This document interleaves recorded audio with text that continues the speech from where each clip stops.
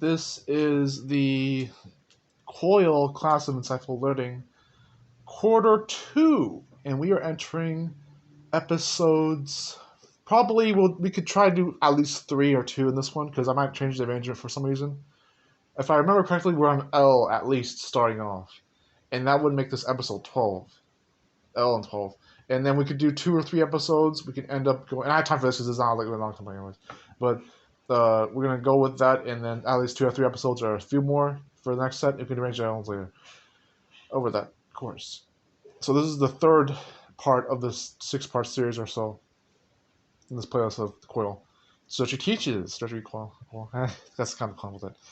We're gonna talk about if other people are dead, why should I choose while I'm still alive? There's 2 ways that I can point out how this works. The first is quite the literal way. Someone's actually dead, so why should I choose to live? And the other one's more like losses in general, losing the battle but not losing the war. And that could be more sentimental for the figurative stuff that still happens to be physical anyways. But for that matter, we talk about how... Now I'm facing the camera on one side of my face, so I do this with like 5-parters. Maybe that's not even just 2 or 3 anymore. So I'm facing the left side of my... Well, I'm facing the right side of my head from the camera. Because the idea of facing this direction from the right side of my head is to talk about the idea of moving forwards even when other losses or deaths implied or direct are in display. And I would just say for this topic, it's just that it can be hard to move forward without having to concern figurative or literal occurrences in our lives. When people die or pass on, for that example alone, we can think of it as that they didn't have a choice themselves to die or to live, or to have choices after they're dead. But that shouldn't be too contrarian on what we do when we're still alive, or when we still get to live. The choices we make, whether we survive or not, or even less mortificatively, literally, when you actually get to live to make your own decisions as per living an actual life. And then you concern that with the figurative metaphor of when losing a battle per the war doesn't mean you lose the war. You can still win the war. You lose battles inevitably, but you don't have to lose the war. And that's the beautiful thing of it. When you're someone who, of course, knows that losing and dying isn't the end of everything, and the things that come with those endings still have no other beginnings. And that's what I meant about this video not being too long this time, but like these clips at least. We do have to move forwards as far as there's a way actually to look back and not dwell on the past, but that's a different topic, I guess. You can look at the past and reinforce what your beliefs are in the present and future without having to dwell on too much. And there's a way to do that without leaving the bitch unburned. And there's ways to do that. But again, other topic for now later. But the idea of a loss being a death factor, yeah, there are some things you lose forever. There are some things you don't get to carry with you as you would have hoped or wished for. But it is what is undying is how persevering and consistency can reign supreme. This is going to sound like common knowledge to a lot of you, but I'd rather not make assumptions, which can be yet another topic. As far as that's concerned, how much judgment is necessary or unwarranted versus death, loss, fatigue, consistency, strife, grit, all these good variables and well enough warranted buzzwords that we can use still have their own place. And being consistent doesn't mean do the wrong shit anyways. It doesn't mean you have nothing better to work with when you do these things. But if you can hold together what's still here, what you didn't have to lose, what you consider being yourself, what you consider being true to a non-contrarian way of doing things. Of course, you'll find a way to not have to die on literal and metaphorical terms, but death is not the end. Loss is not the end. Losing a battle does not mean you lose the war. You can take care of things whether you have certain people in your life or not, but you have yourself, as I said before in other videos, clips of this series, that you always have yourself on your own terms and side with the things that you do not lose at. Success isn't what it's beat up to be, but loss isn't the end of everything. And that's not as cliche as it sounds, isn't it? So now we are facing downwards on our episode M of 13 on the C.O.I.L's class of insightful learning.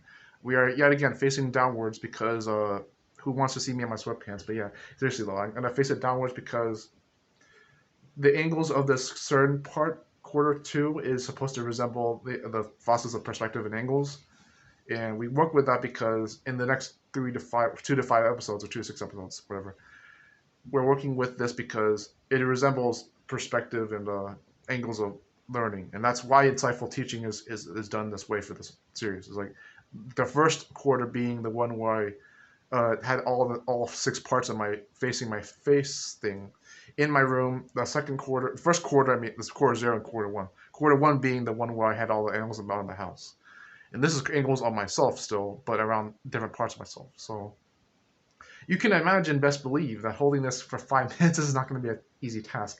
But I already held it for 1, didn't I? So, yeah. Sorry if the angle keeps swapping on the video, but it's a square position anyway, so whatever.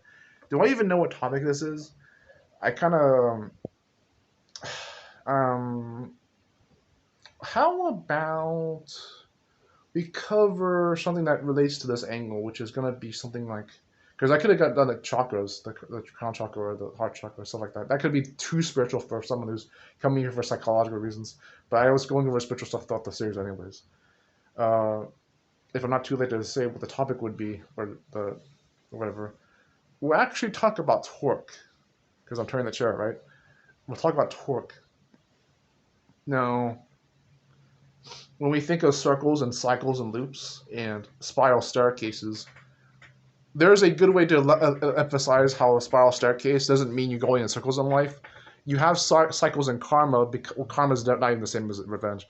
It's more like a not comeback thing. It's a different way of seeing karma, but different ways of even defining it even. Because karma itself is supposed to mean something like where you get a contract for what it was unfinished business, not so much revenge or coming back to you kind of thing, good or bad.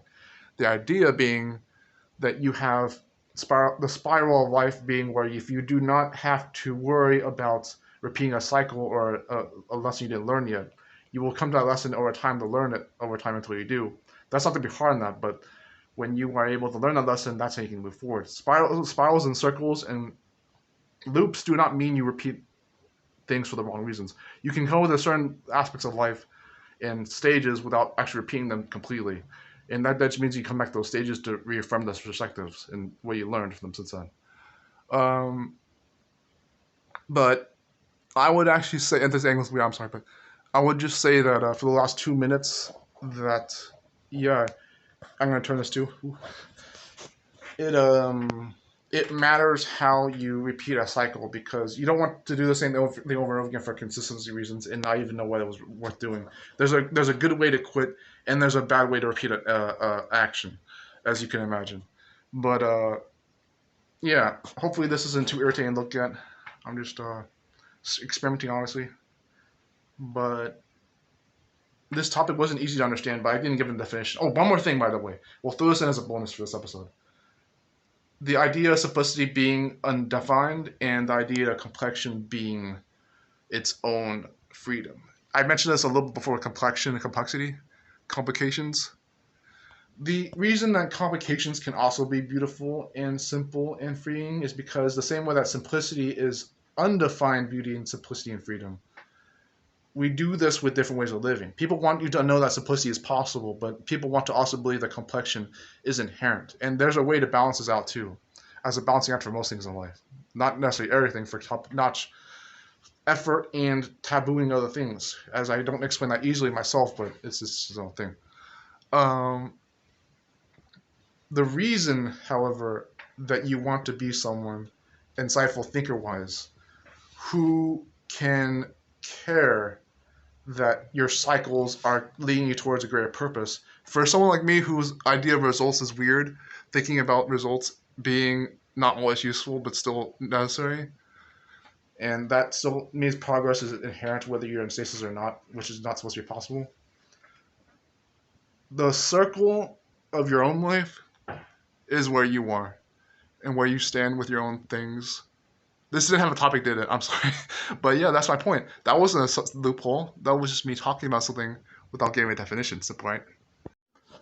And that is for the last episode, we're going to talk with it facing upwards towards my chin to the ceiling. And this is going to be episode 14. Third episodes of 14 of quarter one, quarter two, this is quarter two. Quarter two's episode 14, the third one of this type, being the episode N 14, third episode of this quarter two. And this might be actually the last of the next, this current part. If I don't have enough for core plus, because the idea is core 0, 1, 2, 3, 4, and plus, then that'll be fine. That'll be the arrangement for 6 plus, but 6 plus in a row, I mean, that ideal. When this might take a little bit more within recording thought, but I'm sure most of you are burned out by listening to topic after topic anyways, if you do this in binge.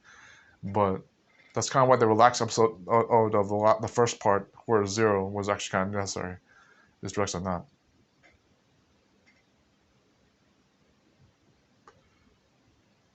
When is something a good enough of example for everything?